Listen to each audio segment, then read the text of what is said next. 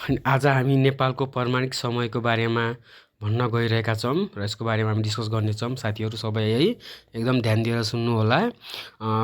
Question number 22 रहेको छ, नेपालमा कुन हिमाललाई आधार मानी प्रमाणिक समय निर्धारण गरेको छ? यो हो गौरीशङ्कर हिमाल, जुन दोलखा जिल्लामा पर्दछ। अनि त्यसैसँगै रहेको अर्को क्वेसन, नेपालको प्रमाणिक समय कति डिग्री देशान्तरका आधारमा निर्धारण गरिएको छ? यो 86 डिग्री 15 मिनेट पूर्वी देशान्तरमा यो निर्धारण गरिएको छ। त्यसै गरी हाम्रो क्वेसन नम्बर 23 मा आएको छ, नेपालको प्रमाणिक समय तलका मध्ये कुन देशान्तरले निर्धारण गर्दछ भनेको छ हैन। यो हाम्रो देशान्तरको कुरा आउँछ। यो चाहिँ 86 degree 15 minute. Option B is correct answer है।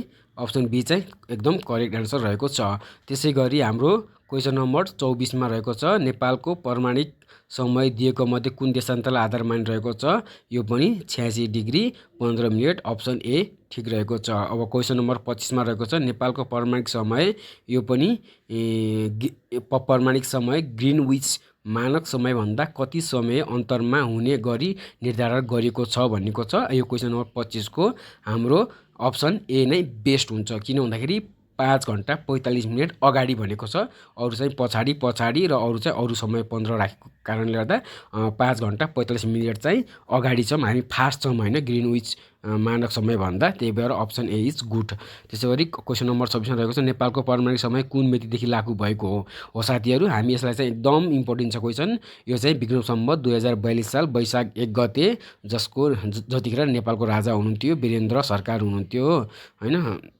त्यसै गरी क्वेसन नम्बर 27 मा रहेको छ, नेपालको प्रमाणिक समय कहिलेदेखि लागू भएको? यो विक्रम सम्वत 2042 साल वैशाख 1 गते है। 42 सालबाट भएको, यो चाहिँ नबिर्सिनु होला साथी। मान्छेहरू 41 र 42 मा धेरै झुकिन्छन्।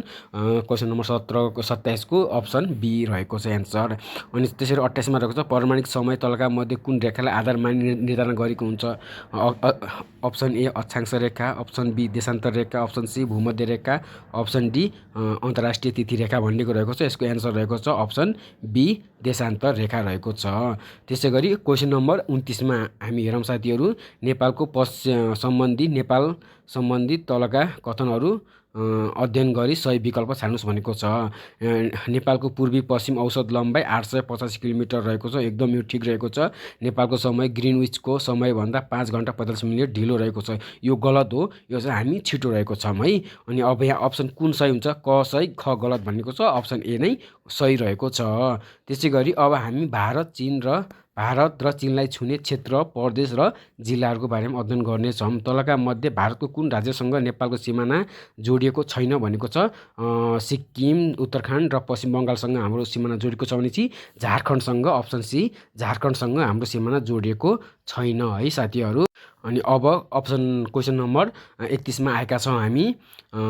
नेपालका भारतसँग मात्र सिमाना जोडिएका प्रदेशहरू कतिवटा छन् भन्दाखेरि अप्सन 2टा रहेका छन्। त्यो हो हाम्रो लुम्बिनी प्रदेश र मध्य प्रदेश चाहिँ भारतसँग मात्रै जोडिएको 2टा मात्रै प्रदेश नेपालका हुन्। त्यसरी क्वेसन नम्बर 32 मा रहेको छ, चीनले मात्र छोएको नेपालको कुन प्रदेश हो भनेपछि त्यो हो अप्सन ए कर्णाली प्रदेश है। त्यसै गरी चीन र भारत क्वेसन नम्बर 33 मा आएका छौँ, चीन र भारत दुवै देशसँग सिमाना जोडिएको प्रदेश देखाएका मध्ये कुन होइन भनेको छ? त्यो हो हाम्रो कर्णाली प्रदेश।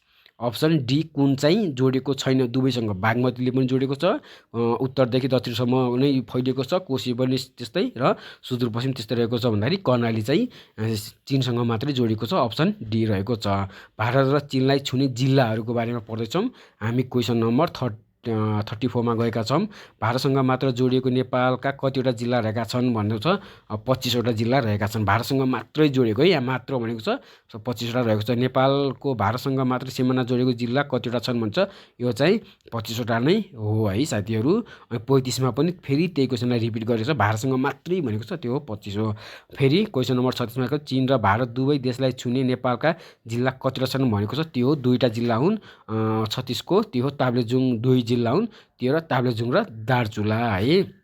अब अर्को पनि सेम त्यही छ। 37 मा पनि लगभग त्यही क्वेसनलाई नै फेरि रिपिट गरेको छ। त्यसै गरी 38 मा हामी आएका छौँ, तलका मध्ये कुन जिल्लाको सिमानाले चीन र भारतको सिमानालाई छुन्छ भनेको छ? त्यो हो हुम्ला, पाँचथर, दार्चुला, इलाममा मध्ये सी अप्सन दार्चुला हो।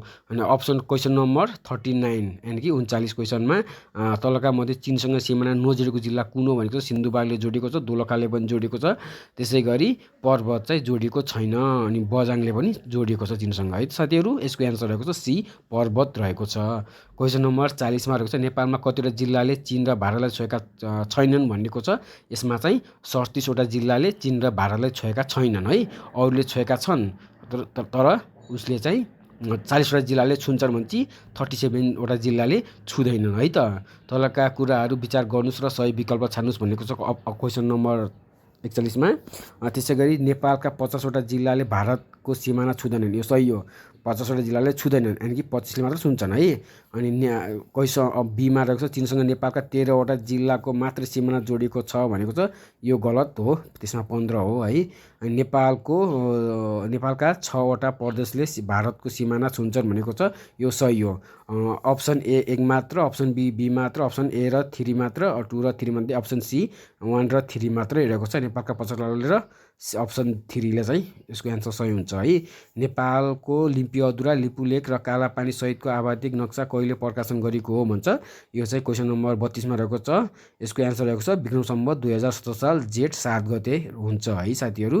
43 को क्वेसन पनि स्याम त्यही नै रहेको छ, यसको एन्सर पनि विक्रम सम्वत 2017 साल जेठ 27 गते, जुन अप्सन बी मा रहेको छ।